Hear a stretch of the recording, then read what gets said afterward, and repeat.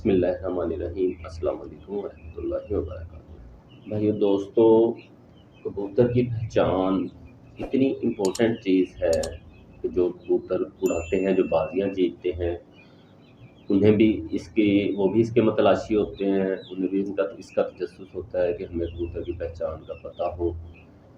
और जो पेयर का जिनको शौक़ है नस्ल बनाने का, उन्हें तो वो तो इस चीज़ के मतलाशी होते ही होते हैं। तो ये बहुत इम्पोर्टेंट चीज़ है। एक चीज़ मैं आपको क्लियर कर दूं, जो कबूतरों का इल्म है, ये एक टिप नहीं है, ये टिप्स नहीं है, ये बातें टिप्स नहीं है, ये एक मुकम्मल इल्म है। और इल्म कोई भी हो समुंदर की तरह होता है।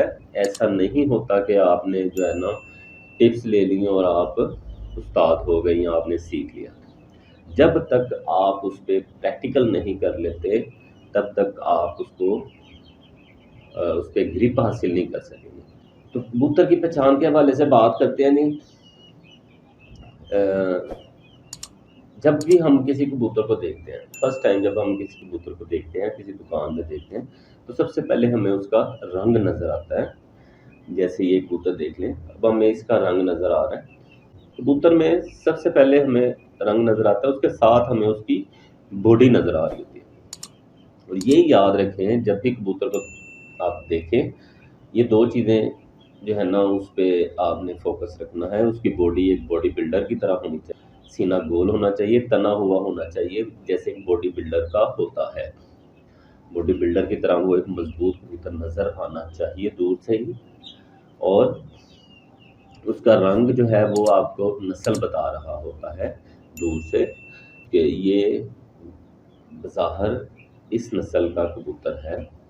तो हम कुछ चीज़ें हम अपनी पसंद पे इन्हिसार कर रहे होते हैं कि जो हमें नस्ल रंग पसंद है, हम उसको ज़्यादा प्रेफर कर रहे होते हैं। उसके साथ साथ जो है ना, जिस भाई को कबूतर की पहचान है, वो उसकी बॉडी पे भी ज़्यादा फोकस कर रहा होता है। क्योंकि जिनको कबूतर का इल्म जो लोग जानते हैं, वो कबूतर के रंग पे डिपेंड नहीं करते कभी भी।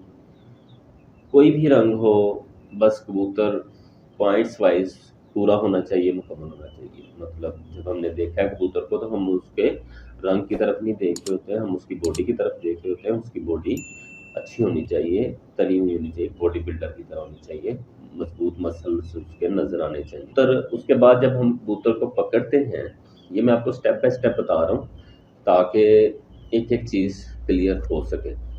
फिर भी जिस भाई को कोई मसला हो वो पूछ सकता है, मैसेज कर सकता है। रंग देखने के बाद हमें उसकी बॉडी देखने के बाद हमें लगा कि इस कबूतर को अब मज़ीद आगे देखना चाहिए, ये कबूतर अच्छा लग रहा है।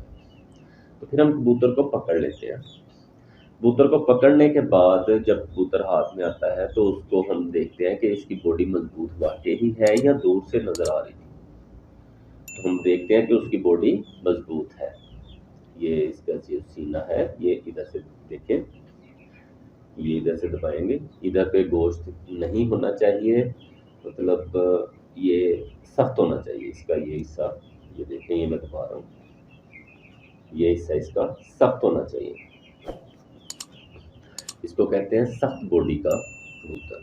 और कबूतर की बॉडी जितनी ज़्यादा सख्त होगी, ईंट की तरह, पत्थर की तरह सख्त होनी चाहिए कबूतर की बॉडी। जितनी ज़्यादा सख्त होगी, उतना ज़्यादा कबूतर अच्छा होगा। उसके बाद जो सबसे इम्पोर्टेंट चीज़ हम देखते हैं, वो होता है कबूतर की बॉडी, कबूतर के पर और कबूतर की आँख। ये तीन पार्ट पे कबूतर डिपेंड कर रहा होता है। तीन हिस्सों पे ये मुश्तमिल होता है इसकी क्वालिटीज़ को जज करना।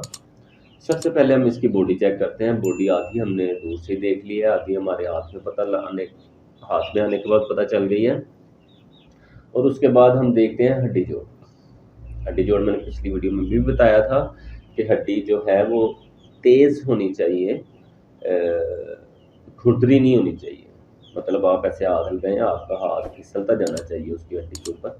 ऐसे वो ऐसे नहीं होना चाहिए जैसे तलवार को दंदे पड़े होते हैं। खुरदरी नहीं होनी चाहिए, खुरदरी नहीं होनी चाहिए। और हड्डी और जोड़ के बीच में फासला कम होना चाहिए। हड्डी और जोड़ के बीच में फासला नहीं होना चाहिए, अगर हो तो बहुत कम हो। और जोड़ जोड़ आपस में ऐसे जुड़े हुए होने चाहिए, बंद होने चाहिए जोड़, इनमें भी फासला नहीं होना चाहिए। अगर फासला हो तो बहुत कम हो, एक माचिस की तीली या दो माचिस की तीली से ज़्यादा फासला ना हो, इतना फासला होना चाहिए मैक्सिमम। दूसरी बात आ जाती है, जब हम ये चीज़ चेक कर लेते हैं कबूतर की बॉडी, उसके बाद हम दुम चेक करते हैं। दुम कबूतर की मजबूत होनी चाहिए, इसको गंड कहते हैं, कबूतर की गंड। ये देखें, ये कबूतर की मजबूत और छोटी होनी चाहिए। और उसके बाद ये पर आ जाते हैं। परों पे अगर हम बात करें ना, तो ये पर यहाँ से लेके यहाँ तक एक ऐसे बिल्कुल सीधी लाइन बन रही हो, जैसे फुट्टे से एक लाइन लगाई हो, एक तरतीब होनी चाहिए। इसमें वो तरतीब थोड़ी सी ख़राब है, इसलिए एक मुकम्मल अच्छा कबूतर नहीं है। जिसकी जो मेरे हाथ में है, ये एक मुकम्मल अच्छा कबूतर नहीं है। इसका ये देखें, एक लाइन नहीं बन रही, इसकी एक लाइन बननी चाहिए थी। उसके बाद बात आ जाती है पर की। पर जितना ज़्यादा चौड़ा होगा उतना ही ज़्यादा अच्छा कबूतर होगा। और पर के ऊपर पर चढ़ा हुआ होना चाहिए, परों में गैप नहीं होना चाहिए। और इधर से अगर आप देखते हैं गैप, ये देखिए ये गैप बन रहा है बगलों में, और ये गैप भी नहीं होना चाहिए। बगलें जिस्म के ऊपर ऐसे चढ़ी हुई होनी चाहिए, ऐसे। जब आप पूरा पर खोलें, ये देखिए ये गैप बन रहा है, ऐसे गैप नहीं बनना चाहिए। जिस्म के ऊपर ऐसे चढ़ी हुई होनी चाहिए, जिस्म के साथ मिली हुई होनी चाहिए। परों में कुछ चीज़ें ये देखते हैं, कुछ परों की क्वालिटी होती है। ये देखें, मैंने आपको पहले भी बताया था, 4 पर बराबर होने चाहिए कबूतर के। 8, 7, 8, 9, 10, ये 4 पर कबूतर के बराबर होने चाहिए। अगर हमें ऐसा कबूतर नहीं मिलता तो ऐसा कबूतर ढूंढें जिसके ये 3 पर बराबर हो। अगर आप 100% कबूतर रखना चाहते हैं तो ऐसे कबूतर रखें। अच्छा, ये 3 पर बराबर होने चाहिए। अगर ये 3 पर बराबर नहीं है तो 10वां पर 9वें पर से छोटा होना चाहिए।